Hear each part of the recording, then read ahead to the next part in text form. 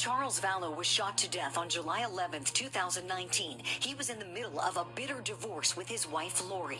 Does your husband live here? No. No, it isn't his name. We just moved in here. He filed for divorce 5 months earlier. With court documents containing allegations, Lori claimed to be a god assigned to carry out the work of the 144,000 at Christ's second coming in July 2020, and that if Charles got in the way of her mission, she would murder him.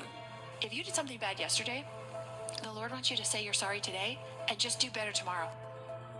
Charles had gone to Lori's house in Chandler, Arizona to pick up the couple's 7-year-old son, JJ, the day Lori's brother, Alex Cox, shot him to death. And he came at me with the bat again after he'd already hit me in the head, so I shot him to stop him.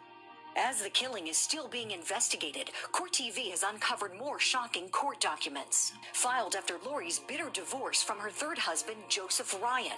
The motion asks the court to make her produce the couple's daughter, Ty Lee, as she's required to in their custody agreement. This was not an amicable, uncontested, simple divorce by any means. This is the epitome of a contested, ugly custody battle. This is the 2006 motion family law expert Randy Kessler finds to be both unusual and telling. He filed a sort of unique, extraordinary document that says, Judge, make her let me see my child. Make her produce the child. Make her not skip my visitation. Kessler characterizes the filing as a last resort for Joseph Ryan. Good, but it's obvious that Dad is feeling desperate. He's got no other choice. Most people would do anything to avoid having to go pay a lawyer, to go to court, to confront their ex-spouse, just to get some time with their child. On April 3rd, 2018, Joseph Ryan dies of a heart attack. He had been divorced from Lori since 2004. She went on to marry her fourth husband, Charles Vallow, in 2006. Some people are hopeless romantics, and there's nothing wrong with, I picked the wrong person, I picked the wrong person, I picked the wrong person. But sooner or later, there's this saying we have, sooner or later, it's not the other side.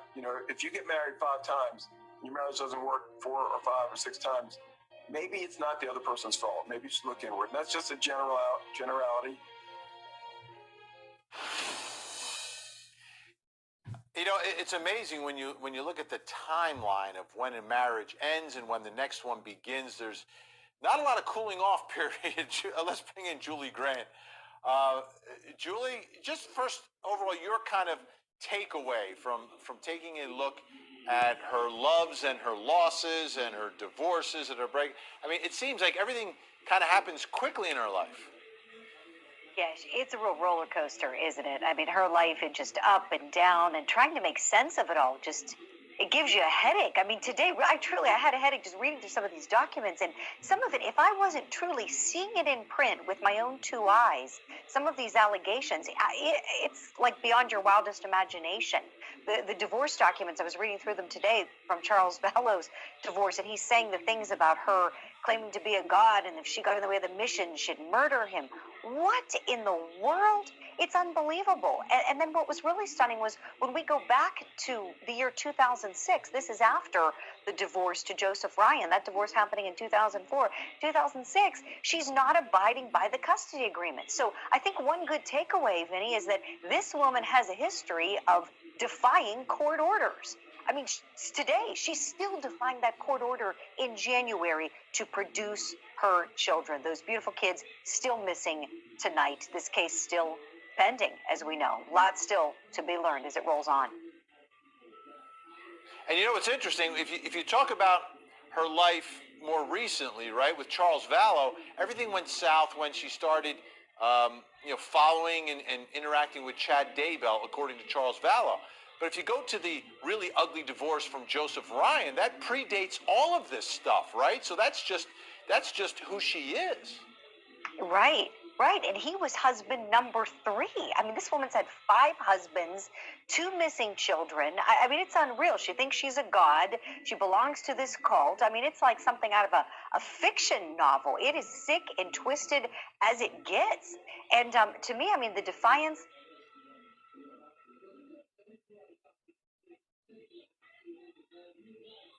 smugness. It's just really and truly one for the books, Vinny. And I think we're going to see a lot more shocking things as she comes back to court. We know she's got a preliminary hearing still ahead, and her attorney requesting all sorts of things, everything under the sun, it seems, in their discovery requests. And the prosecution, they're not having it. Now, the other part of her, she divorces Joseph Ryan, is splitting up with Charles Vallow. They both are dead. We know about the investigation into Charles Vallow, but how about the investigation into Joseph Ryan's death?